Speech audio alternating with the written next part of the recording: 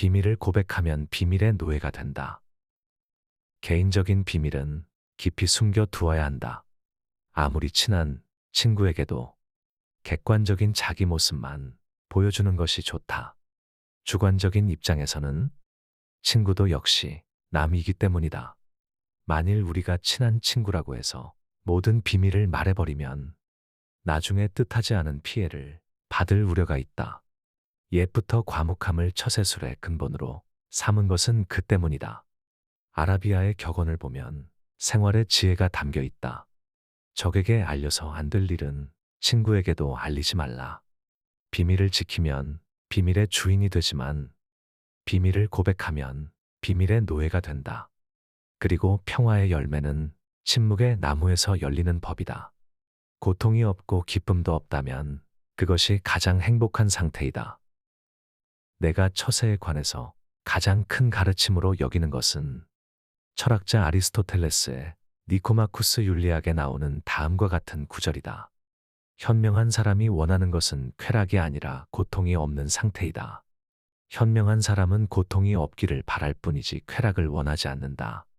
예를 들어 우리 손에 작은 가시가 박혀서 몹시 심한 통증을 느끼고 있다고 해보자.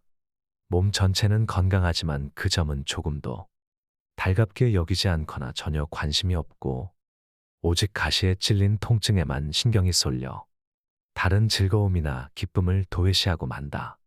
그뿐만 아니다. 우리는 사업이 순조로운 편인데도 어느 한 가지 일이 뜻대로 안 되어 불만이 생기면 다른 일은 염두에 두지도 않는다. 우리가 피해 의식을 느끼고 괴로운 것은 이러한 마음의 작용, 즉 의지에 달려 있다. 이렇게 의지의 작용은 적극적이고 직접적이다. 아리스토텔레스의 가르침은 바로 그 점에 착안한 것으로 보인다. 우리는 쾌락과 안위를 목적으로 삼아서는 안 되며 단지 고통이 없는 평온함을 추구해야 한다. 만일 이런 처세의 방법이 잘못이라면 우리는 프랑스의 작가 볼테르의 명언 행복은 한 조각의 꿈이며 고통만이 실제이다라는 말도 거짓이 되고 만다. 우리가 행복하게 산다는 것은 가능한 한 괴롭지 않게 간신히 견디면서 산다는 뜻이다. 인생은 쾌락을 누리기 위해서 사는 것이 아니라 괴로움을 어떻게 잘 견디는가를 수련하기 위해서 산다고 볼 수 있다. 그렇다면 행복도 마땅히 큰 기쁨과 쾌락을 누린 사람의 몫이 아니라 괴로움을 잘 견뎌낸 사람의 몫이 될 수밖에 없다.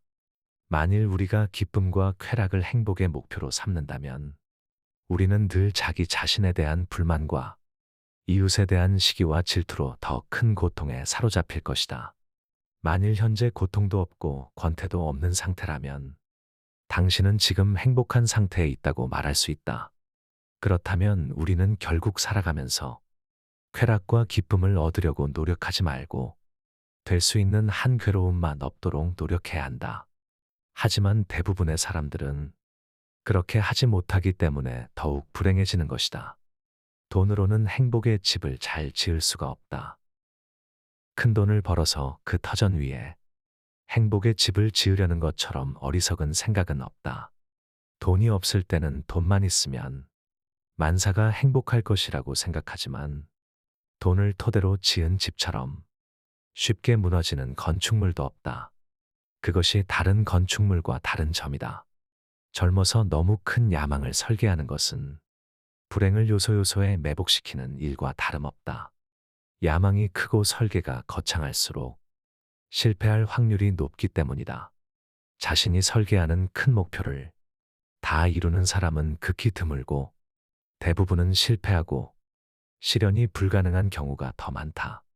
비록 오랜 세월에 걸쳐서 노력하고 천신만고 끝에 계획이 성공했다고 해도 모든 것이 성취될 때에는 그 성취가 이미 쓸모가 없어질 경우가 많고 또 그때는 모든 열정과 기력이 소모되어서 결국은 남이 그 모든 것을 차지해버릴 수도 있다. 젊음을 바쳐서 재산을 모은 사람들이 그 돈을 한 번도 써보지도 못하고 자식에게 유산으로 남기는 것이 좋은 예다. 그는 자식의 노예로 평생을 산 셈이다. 특히 작가나 예술가들 중에서 노년기의 예술 세계를 확립한 사람들은 그 영광을 누릴 시간이 거의 없다. 왜냐하면 예술이란 시대적 풍조에 따라 변하는 것이므로 한 세대가 지나고 새로운 세대가 되면 자신이 이룬 창작의 결실들은 모두 쓸모가 없어지고 어느덧 새로운 세대의 예술가들이 자신을 앞질러 가는 것을 보게 되기 때문이다. 이렇게 자기 자신과 현실을 토대로 하는 인간의 피나는 노력은 시대와 운명의 거대한 흐름에 휩쓸려 가버리는 것이다. 이 같은 상황을 시인 호라시우스는 이렇게 노래했다. 어찌하여 끊임없이 계획을 세워 연약한 마음의 짐을 만드는 것이냐. 젊음의 입구에서 바라보면 인생은 매우 길게 보이지만 노년의 출구에서 바라보면 인생처럼 짧고 허망한 것도 없다.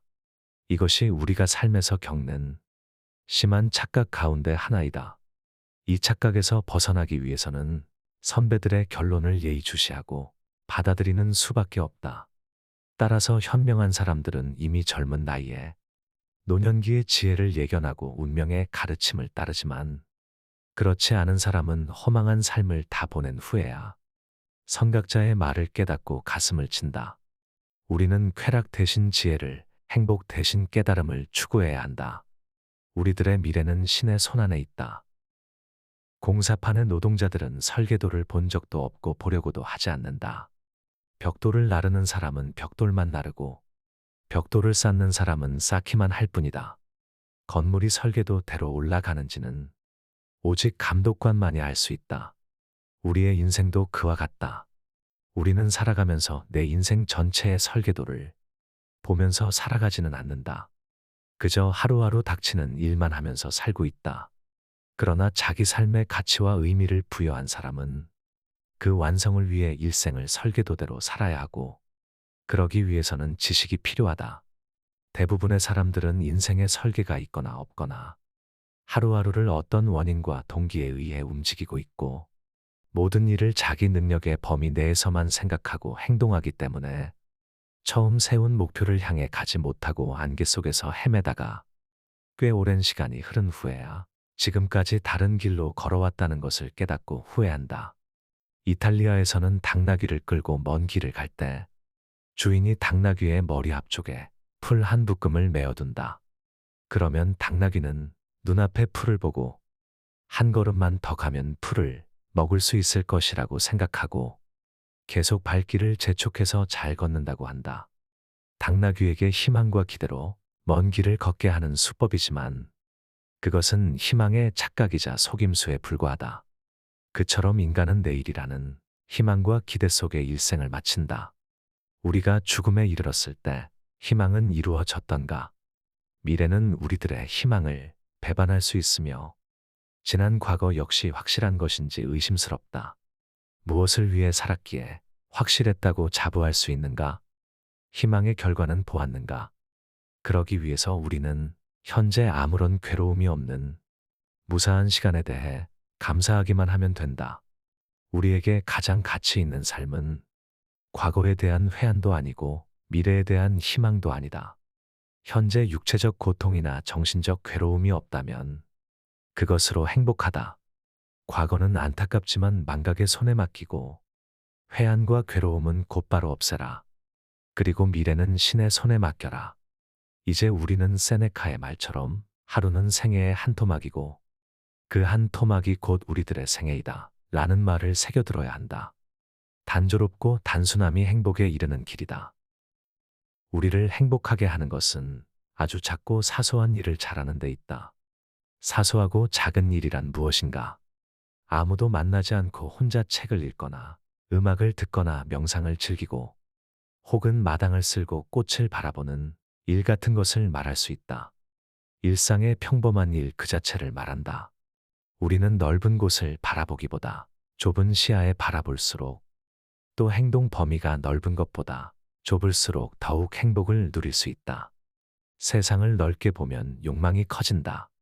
시야와 행동 반경이 넓어질수록 욕구가 더욱 발생하고 욕구가 생기는 것을 이루려는 걱정과 불안이 증가된다.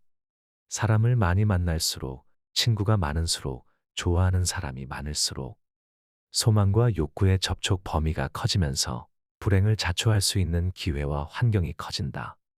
행복해지기 위해서는 의지와 마음의 동요를 적게 해야 한다. 괴로움은 적극적인 마음에서 비롯되고 행복은 소극적인 마음에서 나온다. 마음의 안정과 고요와 평온함은 야망과 부산스럽고 시끄럽고 바쁜 것으로부터 오는 불행보다 훨씬 낫다.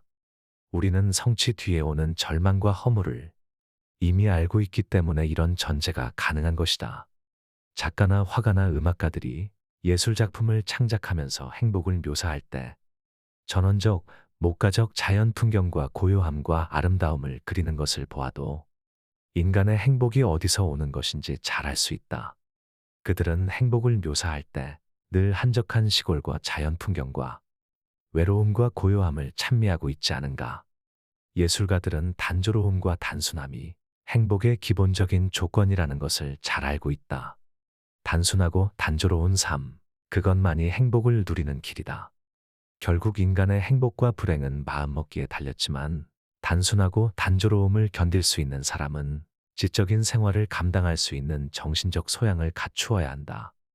그래야만 권태라는 그늘에서 벗어날 수 있다.